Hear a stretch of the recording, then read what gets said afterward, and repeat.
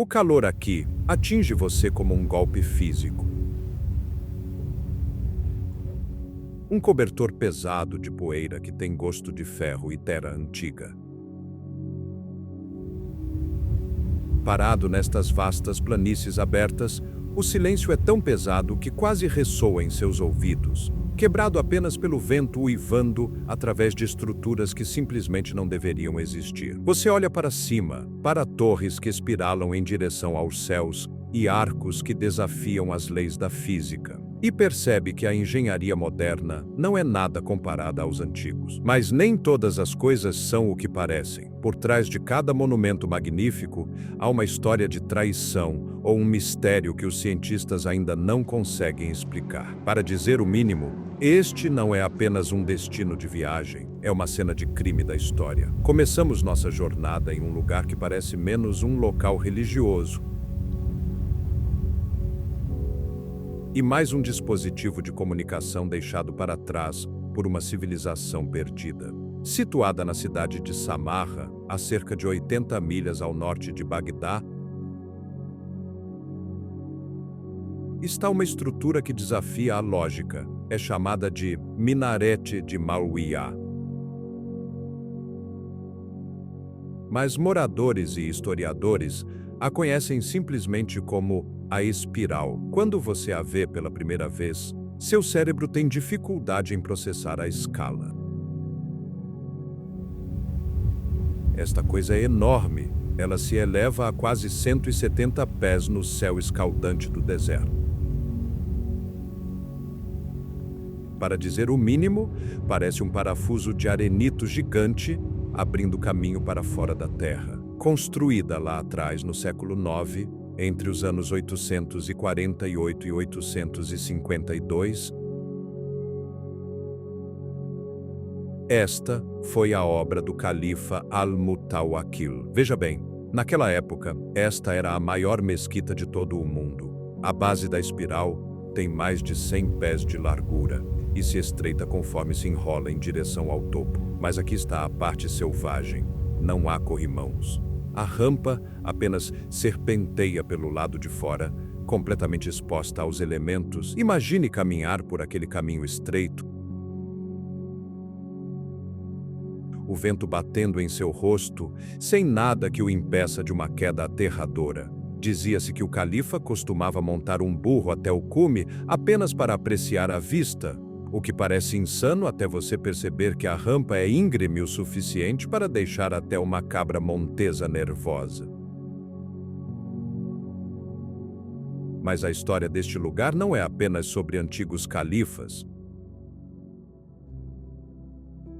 A coisa que ninguém te conta é quanta punição esta torre já sofreu. No ano de 1258, as hordas mongóis varreram este lugar e dizimaram a cidade, deixando a mesquita em ruínas.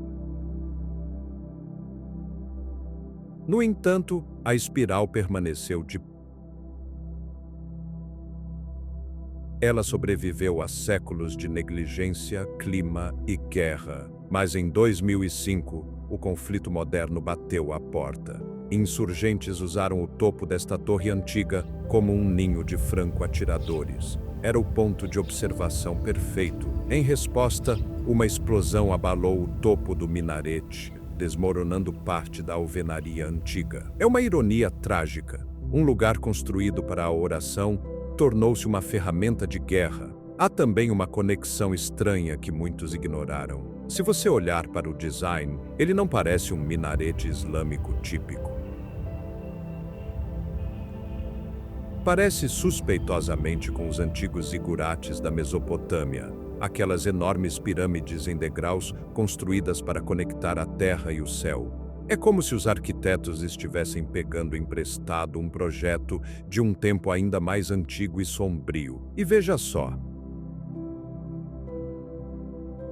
Há uma capela moderna em Dallas, Texas, que foi projetada para parecer exatamente com ela. Parece que a influência desta espiral misteriosa chega mais longe do que qualquer um espera, mas a espiral é apenas o marcador. É o farol no deserto, o verdadeiro mistério, aquele que leva as pessoas à loucura e à devoção. reside a apenas alguns quilômetros de distância, escondido sob uma cúpula de ouro que oculta um segredo esperando para retornar. Se a espiral é o corpo de Samarra, então o santuário Alaskari é a sua alma. E como muitas almas, ela foi quebrada e reconstruída. Este santuário é um dos lugares mais sagrados do planeta para os muçulmanos xiitas.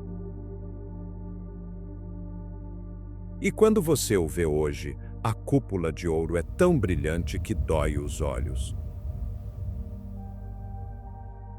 Ela tem cerca de 223 pés de altura, coberta por 72 mil placas de ouro. Apenas deixe esse número assentar: 72 mil peças individuais de ouro, brilhando no meio de uma cidade empoeirada. Veja bem, este lugar abriga os túmulos do 10º e do 11º imames. Mas a verdadeira intriga, a coisa que faz as pessoas sussurrarem, é sobre o 12º imã. De acordo com a tradição, o 12º imã, conhecido como Mahdi, entrou em um porão sob este mesmo santuário e desapareceu. Ele não faleceu. Ele entrou no que é chamado de ocultação. A crença é que ele ainda está lá, ou melhor, escondido do mundo, esperando pelo fim dos tempos para retornar e trazer justiça à humanidade. Por mais de 1000 anos, peregrinos têm vindo aqui para ficar perto daquele porão, sussurrando mensagens, acreditando que ele pode ouvi-los. Mas a história moderna deste lugar é absolutamente desoladora. A coisa que ninguém te conta é que este santuário foi a faísca que quase queimou o país inteiro. Em fevereiro de 2006, homens entraram no santuário e plantaram explosivos. A detonação foi catastrófica. Aquela magnífica cúpula dourada desabou em um monte de escombros. Não foi apenas um ataque a um edifício, foi um ataque à história. A poeira daquela explosão desencadeou uma onda de violência que dilacerou a região. No entanto, o que é verdadeiramente chocante é a resiliência. Em apenas alguns anos, os artesãos estavam de volta. Eles não apenas o remendaram, eles o reconstruíram melhor. Trouxeram ouro novo, azulejos novos e restauraram-no a uma glória que rivaliza com a original. É um testamento ao fato de que você pode destruir a pedra, mas não pode destruir a devoção. O santuário reabriu em 2009 e hoje ergue-se como se nada tivesse acontecido, mas os habitantes locais lembram. Eles sabem que o solo aqui está encharcado de tragédia. No entanto, ao deixar Samarra e seguir para o sul em direção à capital, você encontra algo que faz até a cúpula de ouro parecer pequena. É uma relíquia de um tempo antes do Islã, um arco monstruoso que tem intrigado engenheiros por mais de 1000 anos. A cerca de 20 milhas a sudeste de Bagdá, perto de uma cidade chamada Salman Pak, ergue-se o Tak Kasra. Este é o arco de Ctesifonte.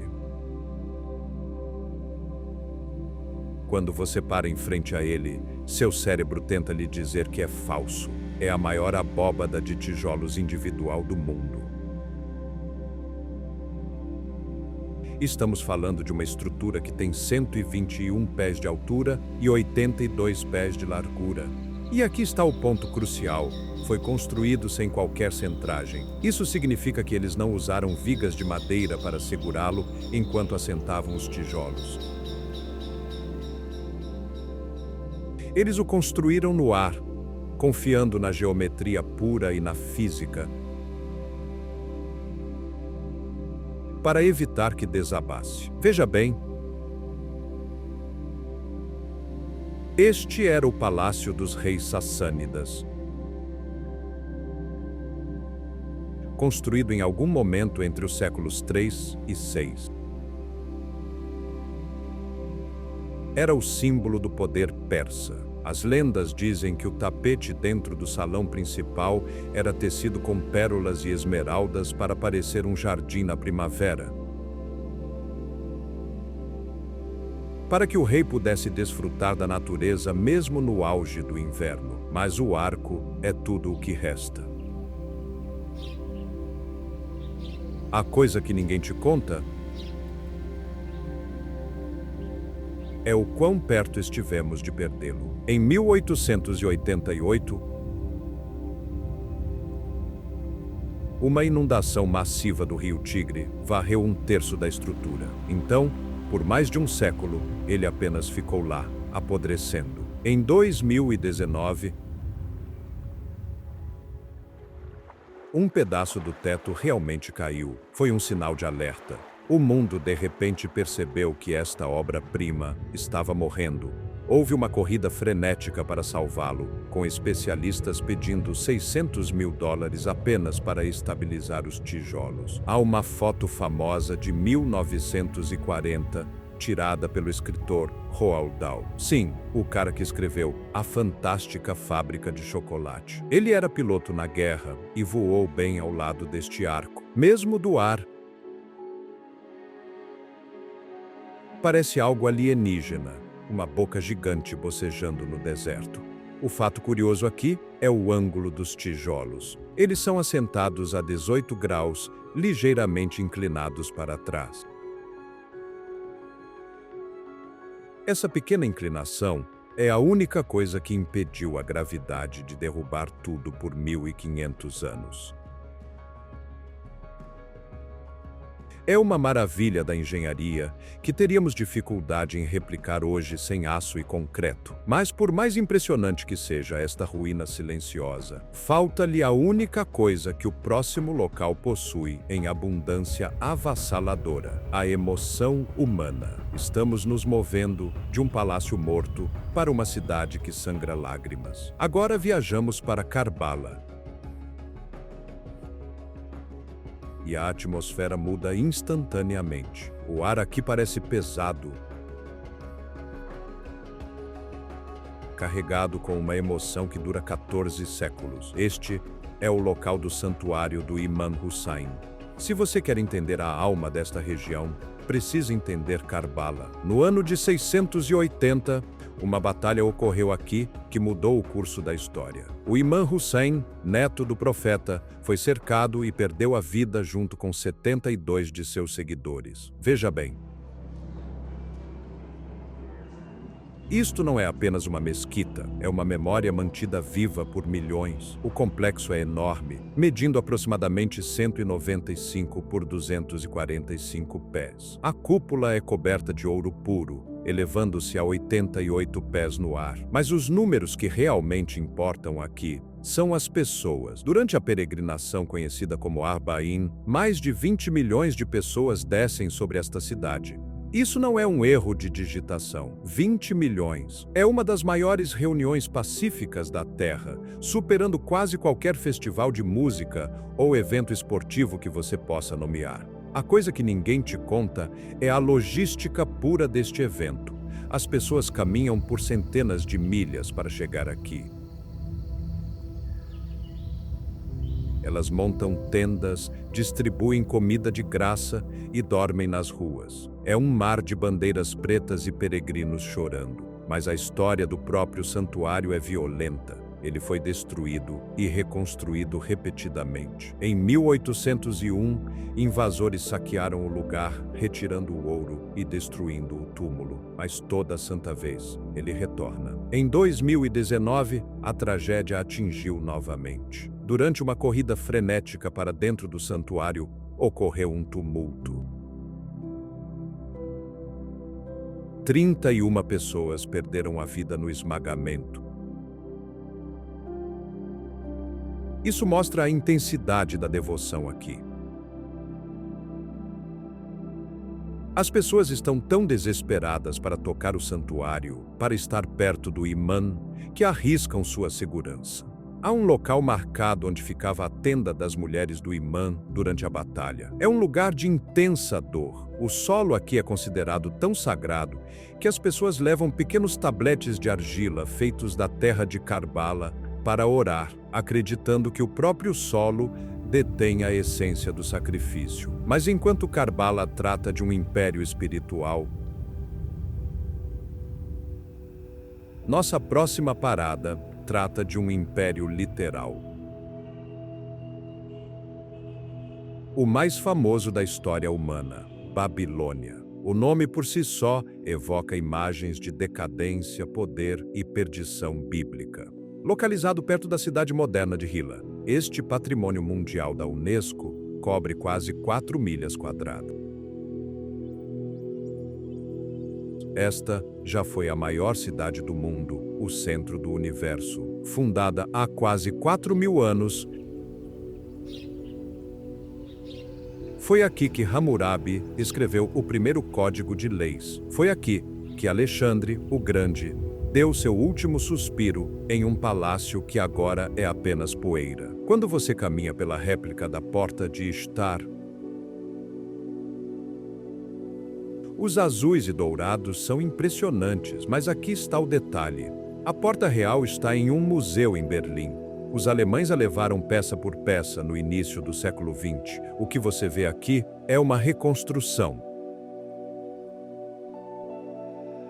Mas ainda é inspiradora. As paredes são adornadas com dragões e touros, símbolos dos deuses Marduk e Haddad. Veja bem.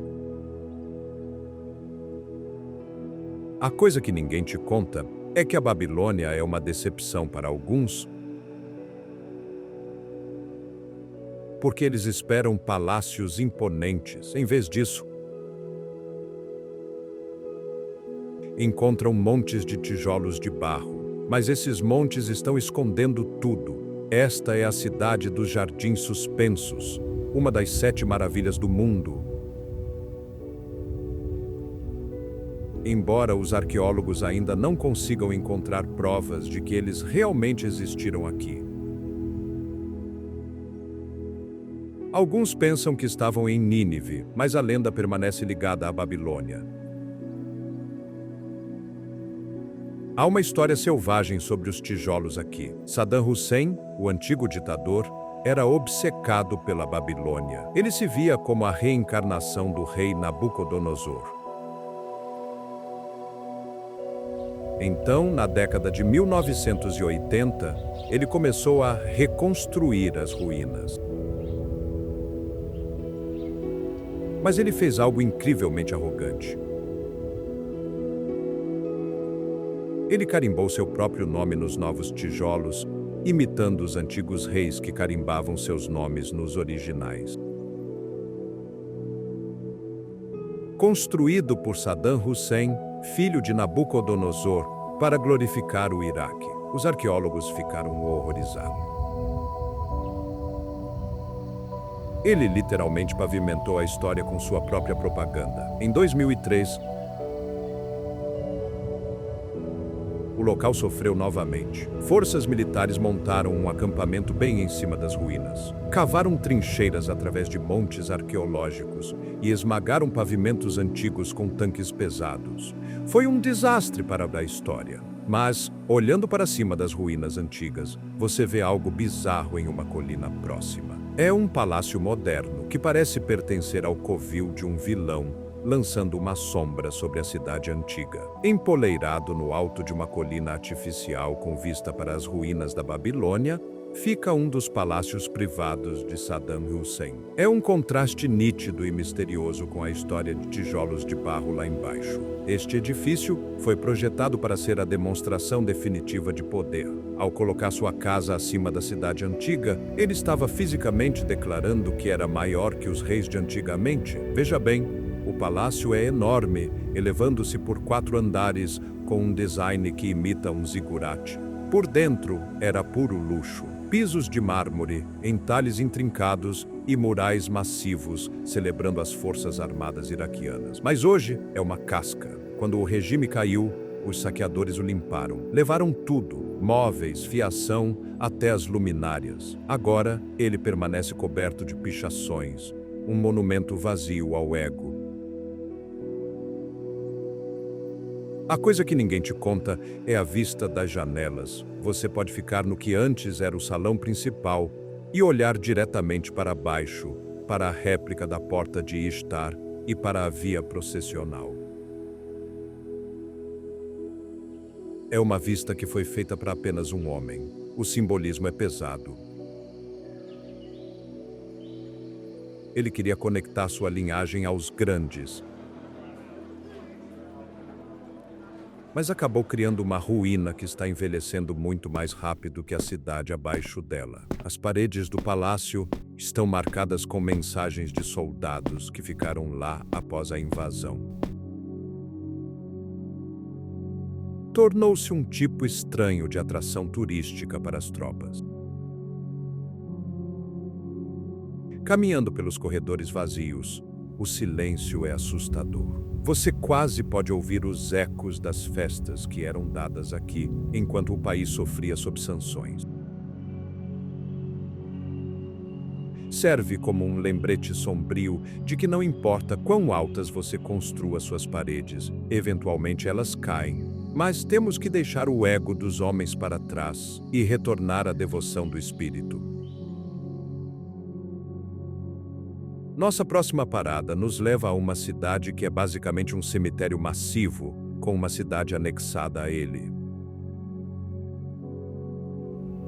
Deixamos o ego dos ditadores modernos para trás e viajamos para a cidade sagrada de Najaf.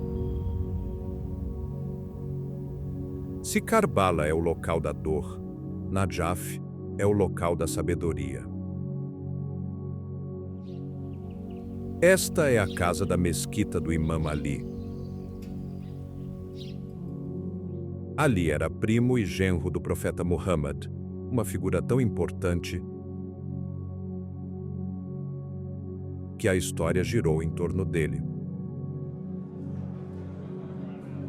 Mas a coisa que ninguém te conta é quem mais se rumora estar enterrado aqui. De acordo com a tradição, os restos mortais de Adão,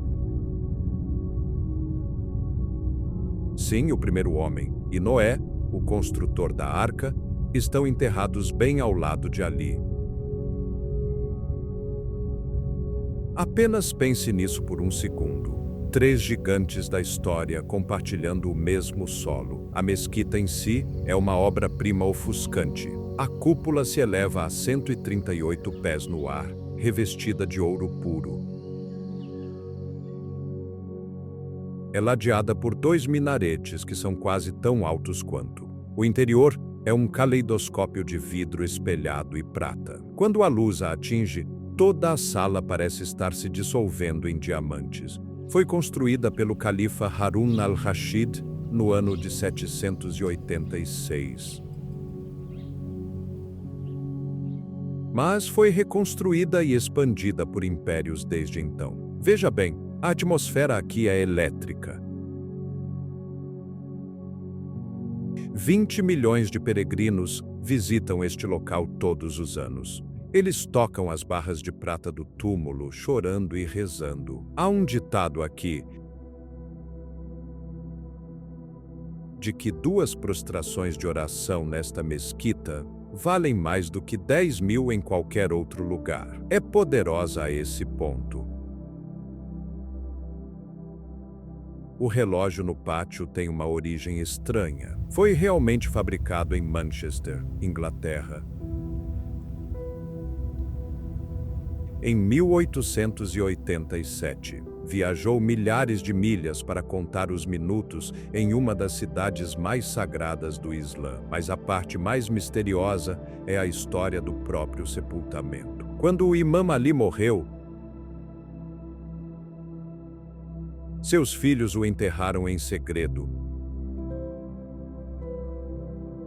Temiam que seus inimigos profanassem o túmulo, colocaram um corpo em um camelo e o enviaram em uma direção. E então, o enterraram em outro lugar inteiramente. Seu verdadeiro túmulo foi mantido em segredo por décadas, escondido entre os juncos, até que um califa acidentalmente tropeçou nele enquanto caçava.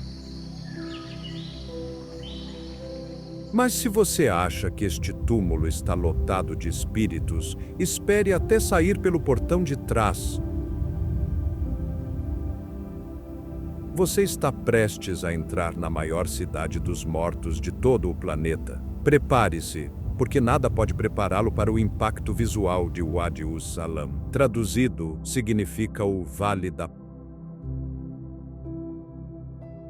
É o maior cemitério do mundo. Estamos falando de 1.485 acres de terra apinhados de túmulos.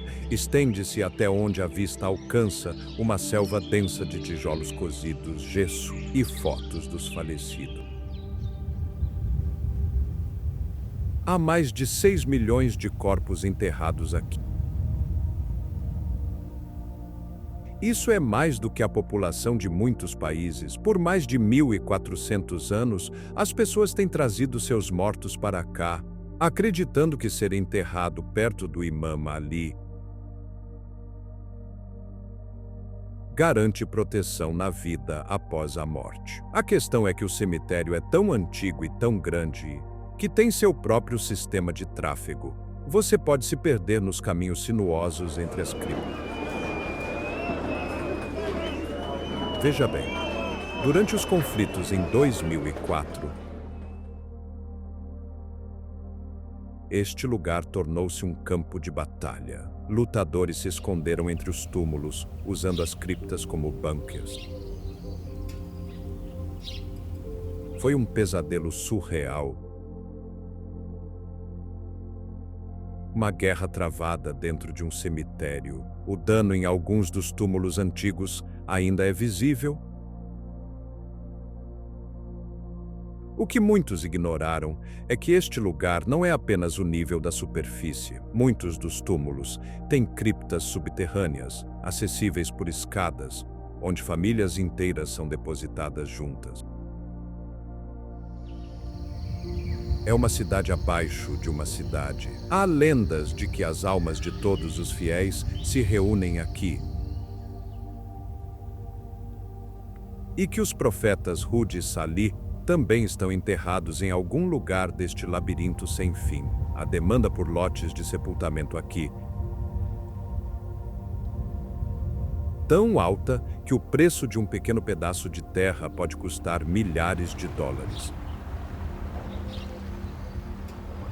É uma propriedade imobiliária de primeira classe para a vida após a morte. Os coveiros aqui têm trabalhado nos mesmos lotes por gerações, passando os mapas dos mortos de pai para filho.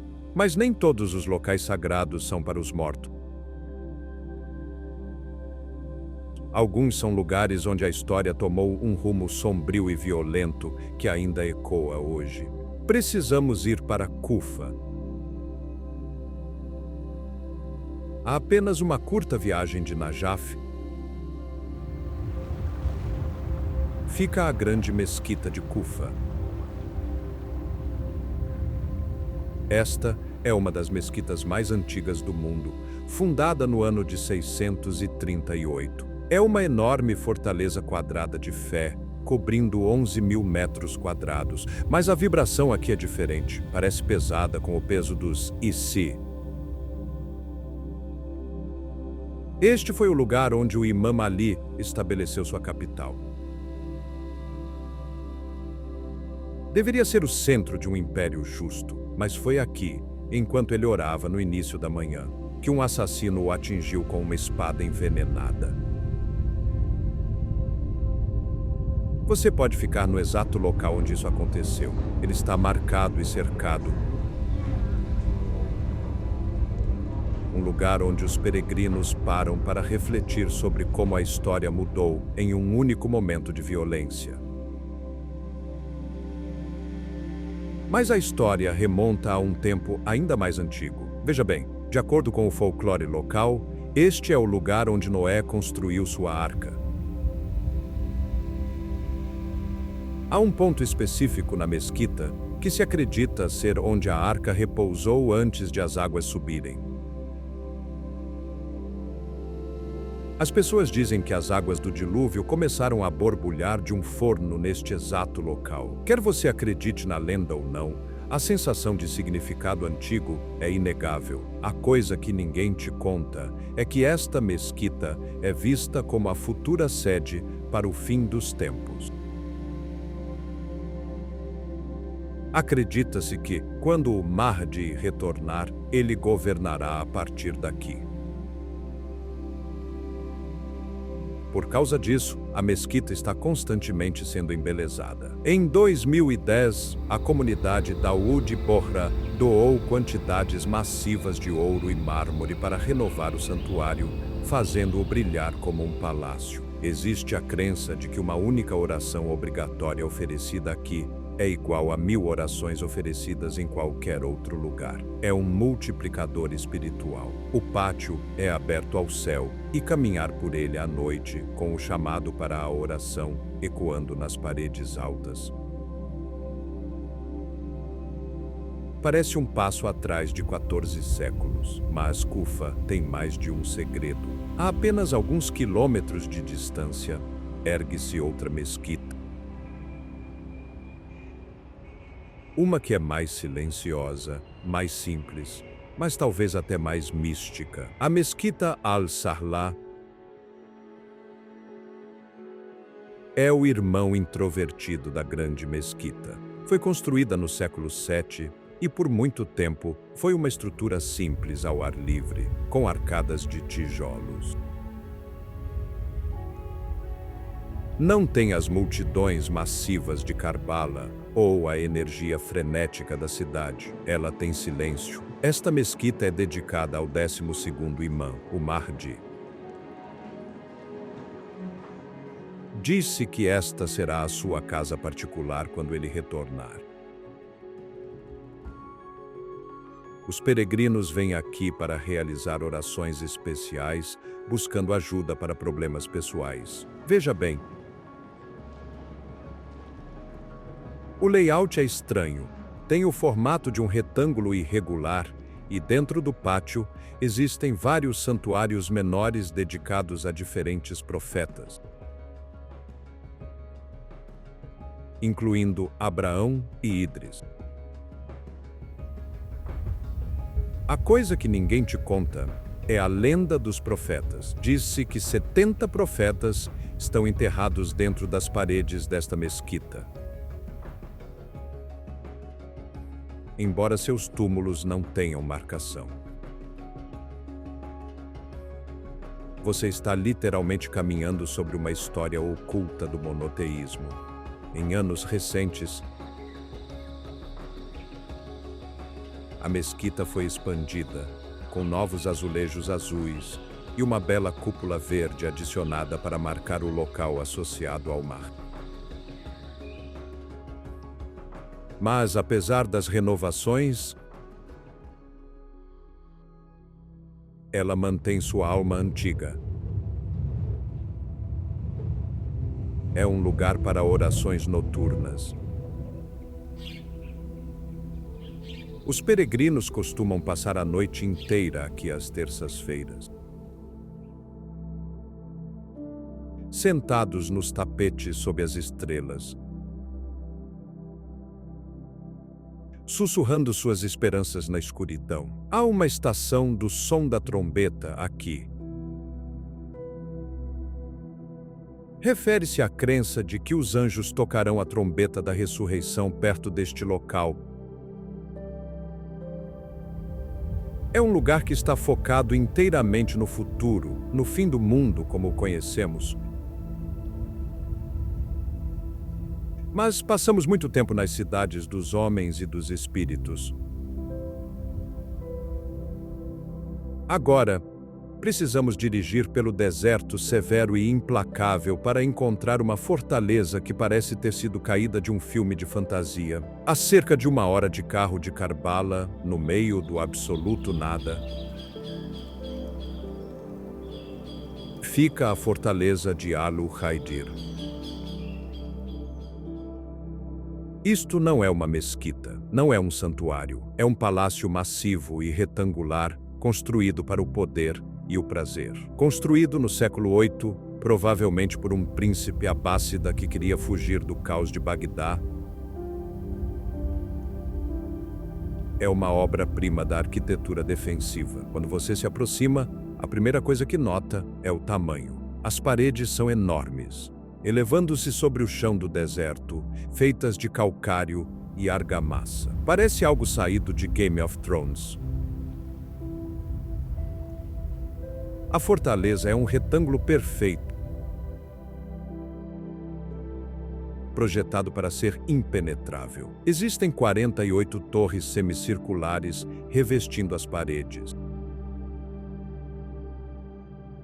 E o portão principal é uma armadilha complexa para qualquer atacante estúpido o suficiente para tentar invadir. Veja bem, a coisa que ninguém te conta é que este lugar foi esquecido por séculos. Ele ficou sozinho no deserto, assando ao sol, visitado apenas por tribos beduínas e caravanas errantes. Devido ao isolamento, está incrivelmente bem preservado.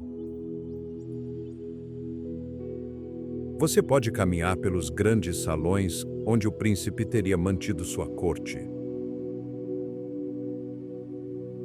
Você pode ver as aberturas nas paredes projetadas para captar a brisa do deserto e resfriar os quartos. Uma forma antiga de ar-condicionado que realmente funcionava. O nome Uqaydir pode vir da palavra árabe para verde. O que é irônico porque não existe uma única coisa verde por milhas. Pode ter sido nomeado após uma tribo ou um indivíduo. Ninguém tem 100% de certeza. Mas a verdadeira ameaça a esta fortaleza hoje não é um exército. É a natureza. O sal no solo está corroendo as fundações e o vento está jateando areia nas paredes. É uma destruição lenta e silenciosa. Parado nas muralhas, olhando para o horizonte vazio, você se sente completamente pequeno. Mas do lugar mais seco do país, vamos girar para o mais úmido. Estamos indo para o sul. Para um lugar que estudiosos acreditam ser o atual Jardim do Éden bíblico. Esta pode ser a história de recuperação mais incrível na história do meio ambiente. Os pântanos da Mesopotâmia, localizados no triângulo entre os rios Tigre e Eufrates, são um mundo aquático no meio de um deserto. Este ecossistema único existe há milhares de anos. As pessoas aqui, conhecidas como Madan ou árabes dos pântanos, vivem em casas feitas inteiramente de juncos, flutuando em ilhas feitas pelo homem. É um estilo de vida que remonta aos sumérios. Mas a história aqui é sombria. Na década de 1990, após a Guerra do Golfo, o povo do Sul rebelou-se contra Saddam Hussein.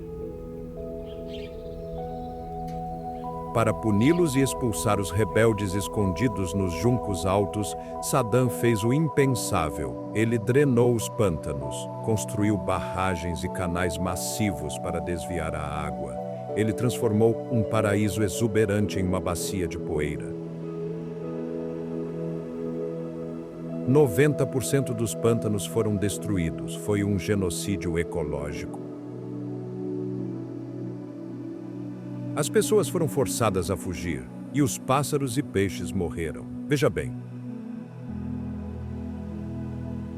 A coisa que ninguém te conta é o quão rápido a natureza pode se curar se você permitir. Depois que o regime caiu em 2003, uma das primeiras coisas que os habitantes locais fizeram foi quebrar as barragens. Eles literalmente as derrubaram com as próprias mãos e escavadeiras. A água voltou correndo. Hoje, os pântanos recuperaram cerca de 50 a 60% do seu tamanho original. É um patrimônio mundial da Unesco agora. Quando você faz um passeio de canoa pelo labirinto de juncos, vê búfalos d'água nadando ao lado do seu barco. Você vê pássaros raros, como a felosa dos juncos de Basra, que se pensava estar em extinto. Os Madan constroem seus enormes salões de reuniões arqueados, chamados Mudif, sem usar um único prego ou pedaço de madeira. É tudo feixes de juncos amarrados com tensão. Estas estruturas são maravilhas arquitetônicas que podem durar décadas se mantidas, embora sejam feitas de nada, além de grama. O silêncio aqui é diferente do deserto, é cheio de vida, sapos, água espirrando, juncos sussurrando. É um lembrete de que a vida encontra um caminho. Mas logo a oeste deste Éden aquático fica uma estrutura que nos lembra onde a civilização realmente começou. Estamos agora entrando no território das primeiras cidades. Esta é Ur. Se você já leu a Bíblia, conhece este nome? Ur dos Caldeus, o local de nascimento de Abraão, e dominando a paisagem aqui está o zigurate de Ur. Isto não é uma pirâmide. Uma pirâmide é um túmulo. Um zigurate é um templo, uma máquina para se comunicar com os deuses, construída há mais de 4.000 anos pelo rei Ur-Nammu. Esta estrutura massiva foi dedicada a Nana, o deus da lua. Foi projetada para trazer o sacerdote mais perto do céu. A preservação é de cair o queixo. A camada inferior é de tijolo antigo original, mantida unida com betume, basicamente asfalto natural. É por isso que ainda está de pé. O piche preto ainda é visível entre os tijolos após 4 milênios. Veja bem, na década de 1980, Saddam Hussein, novamente com sua obsessão, restaurou os níveis superiores. Mas se você olhar de perto, poderá ver a diferença entre os tijolos antigos desgastados e os modernos e afiados. Ele queria usar o local como pano de fundo para sua glória. Durante a Guerra do Golfo, em 1991, o zigurate fazia parte de uma base militar. Ainda existem crateras próximas de bombas da coalizão. Os soldados realmente cavaram trincheiras nos montes arqueológicos. É um milagre que a estrutura principal não tenha sido explodida em pedaços. A coisa que ninguém te conta é que este zigurate é apenas a ponta do iceberg. Toda a cidade de Ur está enterrada ao redor dele. Foi aqui que a escrita, a roda e o conceito de uma cidade foram refinados. Subindo aquelas grandes escadarias, você está caminhando nos passos das sumas sacerdotisas que controlavam esta cidade. Quando a Europa ainda estava na Idade da Pedra. Mas temos que nos mover do antigo deus da lua para a agitada, úmida e lendária cidade portuária do sul. Estamos indo para a Veneza do Oriente, Basra. O nome cheira a especiarias, óleo e ar salgado. Esta é a única janela do Iraque para o mar. Antigamente, Basra era lendária. Era o ponto de partida para as viagens de Sinbad, o marujo. Era uma cidade de canais e casas de madeira conhecidas como Shanashil. Essas casas são lindas, têm varandas de madeira intrincadas que pairam sobre as ruas estreitas e canais. O trabalho de treliça em madeira permitia que as mulheres lá dentro olhassem para fora sem serem vistas e deixava a brisa fresca fluir pela casa. Foi uma adaptação brilhante ao calor brutal do sul, onde as temperaturas podem atingir 129 graus Fahrenheit.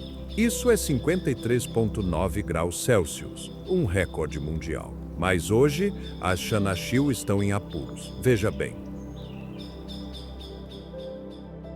Os canais que costumavam ser cristalinos agora estão frequentemente entupidos e sujos. Muitas das casas de madeira estão apodrecendo, abandonadas por famílias que se mudaram para casas modernas de concreto. É uma corrida contra o tempo para salvá-las. A coisa que ninguém te conta é que Basra já foi a capital intelectual do mundo islâmico. Foi aqui que a gramática foi codificada, onde cientistas e poetas debatiam nas mesquitas. A cidade tem um caráter corajoso e resistente. As pessoas aqui sobreviveram a guerras, bombardeios e água salgada. Mas ainda tem um espírito acolhedor que é lendário. As varandas são projetadas com mashrabia, uma técnica que realmente resfria o ar conforme ele passa pelos pequenos furos na madeira. É uma tecnologia antiga que funciona melhor do que alguns ventiladores modernos. Basra é uma cidade de glória decadente tentando encontrar seu futuro. E no meio desta luta, existe uma mesquita que afirma ser a primeira construída fora da Península Arábica. A antiga mesquita de Basra não é o edifício mais grandioso que você verá, mas pode ser o mais significativo historicamente. Foi fundada no ano de 635. Isso é apenas 3 anos após o falecimento do profeta. Isto marca o momento em que o Islã saiu de Meca e Medina e tornou-se uma religião global. Originalmente foi construída com simples troncos de palmeira e lama. Foi reconstruída muitas vezes, é claro. A estrutura atual não é a original, mas a localização é. Foi aqui que Ali, o quarto califa, proferiu alguns de seus sermões mais famosos. Foi aqui que as primeiras madraças, escolas,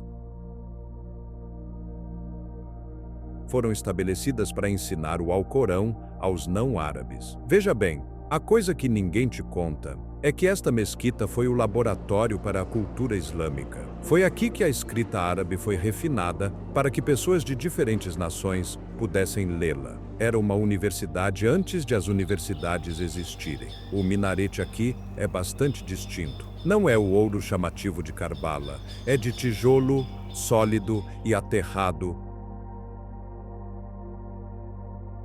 refletindo a natureza prática e direta dos primeiros muçulmanos.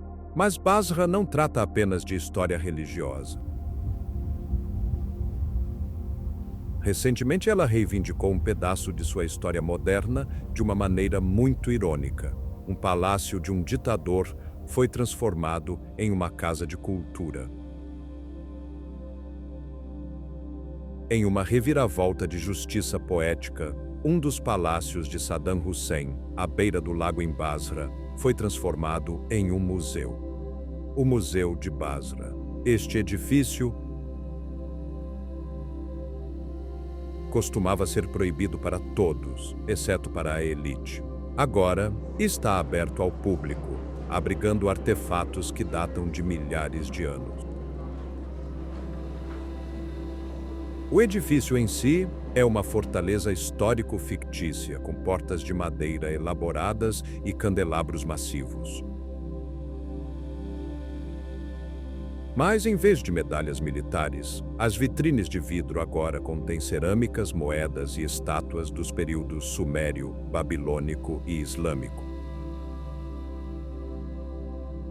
Veja bem, muitos desses artefatos foram devolvidos ao Iraque após serem saqueados durante o caos de 2003.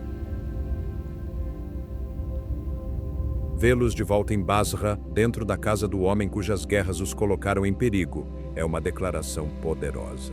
A coisa que ninguém te conta é o quão duro a equipe local trabalhou para fazer isso acontecer. Eles tiveram que lutar por financiamento, lutar pelo edifício e lutar para conseguir eletricidade. É um símbolo de Basra retomando sua narrativa. O museu tem vista para a hidrovia Shatt al-Arab, o rio formado pela junção do Tigre e do Eufrates. Você pode ficar na varanda onde um ditador um dia esteve, mas em vez de planejar guerras, você está olhando para a história da civilização. Mas falando sobre a junção do Tigre e do Eufrates, há uma pequena cidade próxima que afirma ter uma árvore específica com uma reputação muito famosa. Estamos nos movendo para o norte agora, deixando os pântanos do sul para explorar os territórios disputados, as antigas fortalezas do deserto e o coração do renascimento em Mossul. Viajamos apenas um pouco ao norte de Basra, até a cidade de Al-Qurna. Este é um ponto geográfico tão importante que você pode vê-lo em mapas de satélite sem dar zoom. É o ponto exato onde os rios Tigre e Eufrates colidem para formar o Shatt al-Arab. E bem aqui, neste cruzamento aquático, ergue-se uma árvore morta dentro de uma gaiola de concreto. Esta é a lendária Árvore do Conhecimento, ou pelo menos é o que diz a placa. De acordo com o folclore local, este é o local onde Eva entregou a maçã a Adão. É o centro do Jardim do Éden. A árvore em si é uma antiga jujubeira e, para ser honesto, já viu dias melhores. Ela faleceu há anos, vítima da velhice e do sal no solo, mas ainda permanece lá, preservada como uma relíquia sagrada. Veja bem,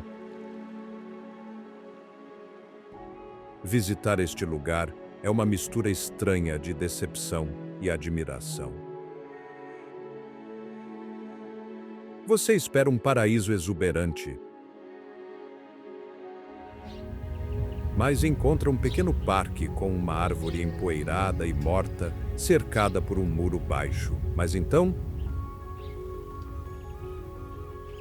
você olha para a água. Você observa os dois rios mais famosos da história humana. Os rios que regaram as primeiras cidades, rodopiando juntos.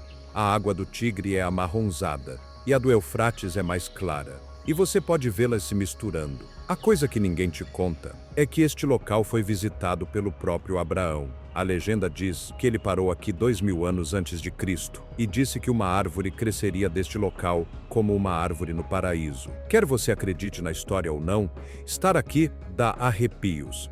Você está parado no botão de início da história. Durante a Primeira Guerra Mundial, soldados britânicos capturaram esta cidade. Eles ficaram tão encantados com a lenda que nomearam oficialmente sua posição como Éden. É uma das poucas vezes que um mapa militar rotulou uma zona de combate como paraíso. Mas deixamos o jardim para trás e seguimos para o norte, para uma cidade que repousa sobre uma fortuna de petróleo e uma montanha de história. Kirkuk é uma cidade de tensão e riquezas. Mais elevando-se acima dos campos de petróleo modernos está a cidadela de Kirkuk. Isto não é apenas um castelo. É uma cidade inteira construída no topo de uma colina, feita pelo homem que tem 130 pés de altura. Este monte é artificial. Foi construído ao longo de milhares de anos por camada após camada de civilização. A camada inferior pode datar dos Sumérios, ou até antes, talvez 5.000 anos atrás. A cidadela é como uma cápsula do tempo. Ela abriga o túmulo do profeta Daniel, um dos vários túmulos reivindicados, e belas casas otomanas. Mas a vibração aqui é melancólica. Veja bem, a cidadela está desmoronando. Muitas das casas antigas estão caindo aos pedaços, com seus telhados cedendo. A coisa que ninguém te conta é que as pessoas viveram aqui continuamente por séculos, até a década de 1990. Saddam Hussein despejou à força as famílias que viviam na cidadela porque queria transformá-la em um museu e também para controlar a população curda. Ele esvaziou uma cidade viva. Agora, parece uma cidade fantasma. Você pode caminhar pelas ruas vazias, olhar para as salas de estar abandonadas e ver os fantasmas de uma comunidade que foi apagada. Bem perto da cidadela, há um lugar chamado Baba Gurgur, que significa Pai do Fogo. É um fogo eterno que queima naturalmente do solo há 4.000 anos. É alimentado por gás natural que vaza. Disse que este fogo era a fornalha ardente mencionada no livro de Daniel. Mas falando em Daniel, o mistério de seu local de descanso final é um dos grandes enigmas do Oriente Médio. Enquanto Kirkuk o reivindica, há outra história, uma reivindicação rival que envolve um riacho e um arranjo de sepultamento muito estranho. Agora isto fica complicado. Enquanto Kirkuk tem um túmulo, as lendas mais detalhadas sobre Daniel descrevem um túmulo que fica à beira de um rio, sombreado por árvores, frequentemente associado à antiga cidade de Susa, que é historicamente a Mesopotâmia, mas geograficamente além da fronteira. No entanto, a tradição está profundamente ligada à história compartilhada da região. A história conta que, quando Daniel faleceu, as pessoas da cidade lutaram sobre quem ficaria com o seu corpo porque acreditavam que ele trazia chuva e riqueza. Um lado do rio o queria e o outro lado estava com inveja. Para parar a luta, fizeram um compromisso que parece pura fantasia. Desviaram o rio, enterraram-no em um caixão de pedra no leito do rio e depois deixaram a água fluir de volta sobre ele. Ele foi enterrado sob a água, para que ambos os lados pudessem compartilhar a bênção igualmente. Veja bem, os santuários atuais que vemos hoje, seja em Kirkuk ou em outro lugar, são geralmente mausoléus de tijolos construídos séculos depois por governantes muçulmanos que reverenciavam Daniel como um profeta da verdade. São lugares silenciosos e solenes. Peregrinos vêm tocar os panos verdes que cobrem o cenotáfio, pedindo clareza e sabedoria. A coisa que ninguém te conta é que Daniel é o único profeta na região que é compartilhado tão ferozmente. Ele serviu reis na Babilônia, viu a escrita na parede e sobreviveu aos leões. Seu legado é de sobrevivência em território hostil, o que é uma metáfora perfeita para a própria história do Iraque. No século XII, um viajante chamado Benjamin de Tudela escreveu sobre o caixão flutuante de Daniel. Ele afirmou que estava suspenso de uma ponte por correntes de ferro, porque as disputas sobre seu corpo nunca terminaram. Das histórias de profetas, passamos para um lugar que parece um cenário de cinema para um filme de aventura. Estamos indo para a Cidade do Sol. Dirija pelo deserto ao sul de Mosul e você chegará a Hatra. Este lugar é de cair o queixo. Era uma cidade-fortaleza construída no século II a.C. Foi a capital do primeiro reino árabe, uma zona tampão entre o Império Romano e o Império Persa. E era resistente. Os romanos, com todo o seu poder, tentaram capturar Hatra 2 vezes. Em ambas as vezes, falharam. As muralhas eram muito grossas e os guerreiros eram muito ferozes. Quando você caminha pelas ruínas hoje, vê uma mistura de estilos. Vê colunas romanas, arcos persas e estátuas árabes, tudo misturado. É uma mistura cosmopolita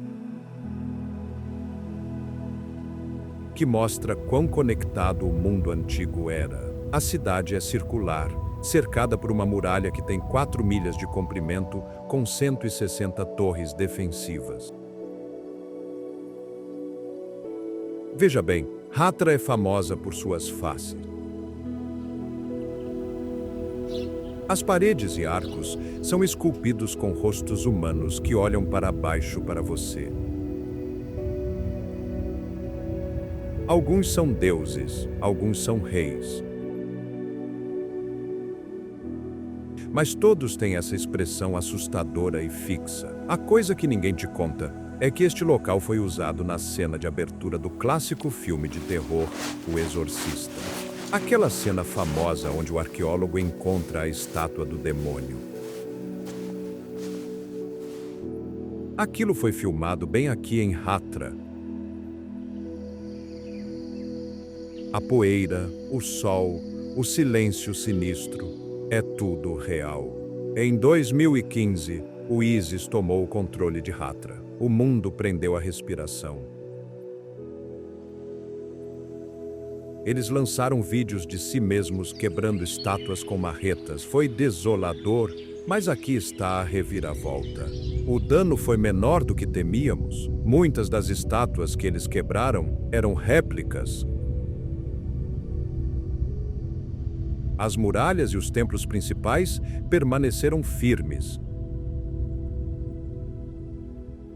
Eles não conseguiram destruir a escala colossal do lugar. Sobreviveu aos romanos e sobreviveu aos terroristas. O povo de Hatra usou uma arma aterradora contra as legiões romanas. Eles atiravam potes de barro cheios de escorpiões mortais nos soldados que subiam as muralhas. Era guerra biológica ao estilo antigo. Agora, devemos seguir para a cidade que mais sofreu em tempos recentes, mas que atualmente está escrevendo a história de recuperação mais inspiradora do mundo. Mosul. O nome por si só carrega peso. Esta é a segunda maior cidade do Iraque. Por 3 anos, de 2014 a 2017, foi a sede do chamado Califado. Quando a Batalha de Libertação aconteceu, a cidade antiga, o coração histórico na margem oeste do Tigre, foi pulverizada. Estamos falando de níveis de destruição da Segunda Guerra Mundial. Caminhar pela cidade antiga hoje é uma montanha-russa emocional. Você vê montanhas de escombros que costumavam ser casas.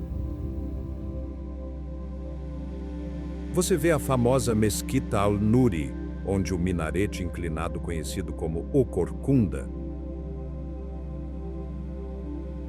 permaneceu por 800 anos antes de ser explodido por combatentes em retirada. But a coisa que ninguém te conta é que o silêncio da guerra foi substituído pelo barulho da construção. A Unesco está aqui com um projeto massivo chamado Reviver o Espírito de Mosul. Eles não estão apenas reconstruindo a mesquita, estão reconstruindo igrejas e casas. As pessoas locais estão limpando as ruas com as próprias mãos. A vibração aqui é desafiadora. O povo de Mosul, conhecido como Maslauis, é famoso por sua cultura, sua comida e sua resiliência. Eles estão abrindo lojas no meio das ruínas. Você pode comprar pão fresco ao lado de um prédio desabado. Sob a mesquita Al-Nuri, durante a reconstrução, os arqueólogos encontraram os alicerces originais do século XII. A destruição, na verdade, revelou uma camada de história ainda mais antiga que estava escondida por quase um milênio. E no meio desta recuperação, Existem casas específicas que se tornaram símbolos de esperança. Um dos pontos mais bonitos da margem oeste é a Casa do Patrimônio de Mosul. Esta é uma mansão tradicional que foi salva e transformada em um centro cultural. Ela fica bem na beira do rio Tigre. A arquitetura é deslumbrante. Tem o pátio tradicional, os arcos altos e o trabalho em tijolos intrincado pelo qual Mosul é famosa. Mas é o que acontece lá dentro que importa. Tornou-se um café e um museu. Jovens se reúnem aqui para tocar música, beber chá e conversar sobre o futuro. Veja bem, por 3 anos a música foi proibida, a arte foi proibida. Sentar nesta casa, ouvindo um tocador de alaúde dedilhar uma canção tradicional, parece um ato de rebelião. É uma retomada da alegria. A vista do telhado é agridoce. Você olha para o rio e vê as ruínas da cidade antiga. Mas também vê as luzes se acendendo novamente, uma por uma. A casa está cheia de antiguidades doadas por famílias locais. As pessoas trouxeram suas relíquias guardadas. Rádios antigos, potes de cobre, fotos para preencher as prateleiras. É um esforço comunitário para dizer: ainda estamos aqui e lembramos quem somos. Apenas uma curta caminhada pelos becos sinuosos leva você a outro farol de cultura. Bitna significa simplesmente nossa casa. Este é um centro cultural menor e mais íntimo na cidade antiga. Foi iniciado por jovens voluntários que estavam cansados de ver apenas escombros cinzentos. Eles queriam cor. Este lugar é vibrante. Eles realizam oficinas de arte, clubes de leitura e mercados de artesanato. As paredes estão cobertas de pinturas feitas por artistas locais, frequentemente retratando a cidade antes da guerra ou visões surreais de esperança. A coisa que ninguém te conta é a energia da juventude em Mosul. Eles não estão esperando que o governo os salve. Eles mesmos estão fazendo isso. Bitna é a sede deste espírito. Quando você entra, é recebido com sorrisos e o cheiro de chá de cardamomo. Parece um santuário. Eles também têm uma pequena biblioteca. Você deve se lembrar, a Biblioteca Central de Mossul foi queimada e milhares de livros raros foram destruídos. Lugares como Bitna estão começando a coletar livros novamente, tijolo por tijolo, página por página. Muitos dos voluntários aqui eram estudantes que perderam anos de sua educação durante a ocupação. Eles estão canalizando sua frustração na reconstrução de sua identidade cultural. Bem ao lado do Bitna, há um pequeno e modesto museu que te atinge com uma explosão de cores. Este é um museu privado dedicado às roupas tradicionais da região de Mosul. Veja bem, Mosul é diversa. Tem árabes, curdos, turcomanos, cristãos, yazidis e shabaks. Cada grupo tem seu próprio estilo de vestir, seus próprios padrões e suas próprias cores. Este museu coleta todos eles. Caminhando por ali, você vê manequins vestidos com elaborados vestidos bordados, coletes de veludo e acessórios de cabeça único. É um lembrete visual do mosaico de pessoas que compõem esta província. Durante os anos sombrios, esta diversidade foi atacada. As pessoas foram forçadas a usar preto ou roupas uniformes.